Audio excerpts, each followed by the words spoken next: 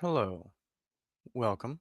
It's me, Deadpoolhead 888, Steven, the intern, whatever you want to call me. And today I am back and we will be talking about Sukima-Onna for episode 2 of the Intern's Oddities from around the world. And we're continuing with Japanese urban legends today. And this one is known as the Gap Woman, or Sukima-Onna in Japanese. Now, this one is going to be two parts because there's quite a bit to go over. So let's go ahead and get started. So, in Japan, there's a legend. Hold on, let me fix my camera a little bit. All right. So, in Japan, there's an urban legend known as Sukima-Onna, or the Gap Woman. And it was a favorite of 2chan, which is a Japanese online forum and message board similar to 4chan in the States. Now, the legend goes that she is a woman who will appear in random gaps that you find. Literally any gap. And she can appear in gaps between the bed and the wall, under the desk, in the hallway corner. Literally any gaps you can find. She can appear in any gaps. So I have pulled up a couple of images. Here is a potential place. Right here. Where you see the people walking in between those two little lines, like those slits in the window right there. She could appear in a gap like that. She might appear in something like that. Or right here on this one, this is like a traditional Japanese house. She might appear in the windows right here, like in the little window area. And she could appear in the doorway right here. She could appear in literally any gaps that you can possibly imagine. And look right here in the corner. And then over here, there's a lot of gaps in these houses. So that's where that came from. Now, to get back to it, over here, all right, she can appear in even the tiniest gaps, and the only way to avoid her is to fill in all the gaps everywhere you can possibly imagine. Now, originally, a long time ago, gaps were thought to be portals or dimensions to other worlds in ancient history. She especially gained a massive spike in popularity, though, when a Japanese comedian by the name of Sakura Kenzo told the story of Sukima-Onna on a daytime TV show called Warate Litomo. Sorry if I mispronounced that. And his version of the story was called 1mm Ghost or 1mm Woman. Now, so as the story told on the show goes, there's a man who didn't show up to work, and he refused to pick up the phone when they called him. They couldn't get a hold of him. He refused to pick up the phone. So about a week later, the coworkers went over to this dude's house to check up on him, see how he's doing. So they found him inside his home where he had not taken a single step outside since they had last seen him over a week ago. All right? They all tried to inform them that, personally, they thought this was very unhealthy. They didn't think this was, very good for him. They didn't think it was a good idea, you know. So the man told them that she gets lonely, so he can't go anywhere because she gets lonely when she's there by herself. And at first, they were all confused. They didn't know who he was talking about because, this was a single man. He didn't have a wife, he didn't have a girlfriend, he was living alone, and they didn't know what he was talking about. And then one of the workers pointed behind the dresser at the gap between the wall and the dresser, and they said they found her. The other workers followed his finger to the gap he was pointing towards, and they saw a woman in a red dress standing in the gap and staring at them. So I decided to pull together some pictures, and I got a couple of pictures of copyright-free images of what I felt would be good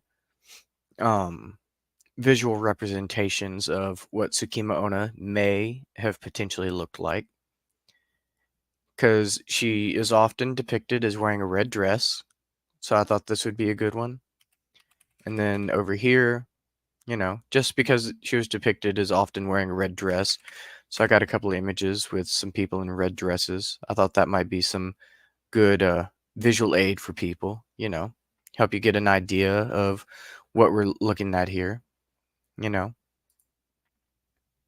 So then the workers obviously, when they saw the woman hiding in the gap between his wall and the dresser just smiling at them, yeah, of course they got a little creeped out and they ran out. They were like, "Nah, we ain't doing this. We ain't playing this game." So they ran out of there. And the man who had initially missed, the week of work, he was never seen again. Nobody knows what happened to him. But this is an older story, way older than we think it is.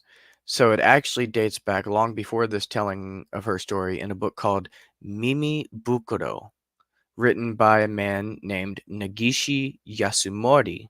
Okay?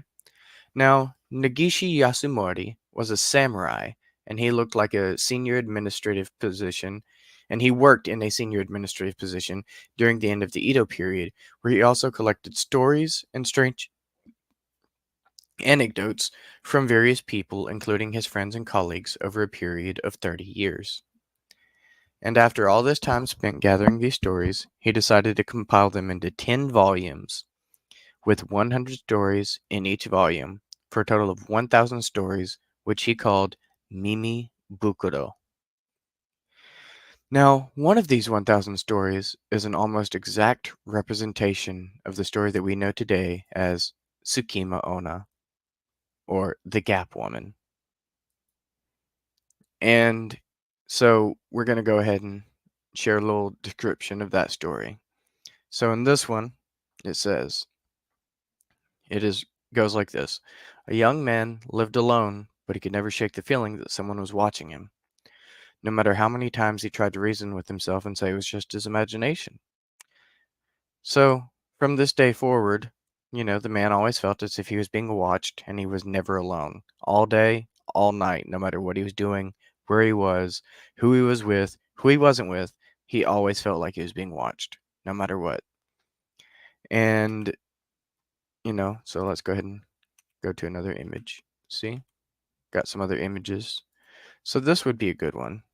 She could watch you from the gaps and the corners, all that stuff. So he just thought it was his imagination, and he always felt like he was being watched. So he started to search, you know, see if he could find anyone in his house hiding out or anything, because he lived alone. But he also lived on the second floor, so he didn't feel like it was very, very likely that anyone would be able to be watching him from outside his house, because he lived on the second floor. So what he did, he looked around, searched his house up and down, looked in every room, checked the kitchen, the bathroom, under the beds. He looked everywhere, but he couldn't find anything, and he couldn't figure out why he kept feeling like he was being watched all the time. So Tsukima, so one day he finally found the source. He looked into the few millimeters between the dresser and the wall, and there she was, a woman hiding in the gap, right here, Sukima-Onna. She was hiding in the gap, wearing a red dress. Now, Sukima-Onna has only seen very small alterations in the story over the years, which has allowed this yokai to comfortably fit into any major time period without any major revisions. And I'm a big fan of Japanese culture, as I'm sure you're all very well aware of at this point. And, so I really love this story. And I thought it was a great urban legend.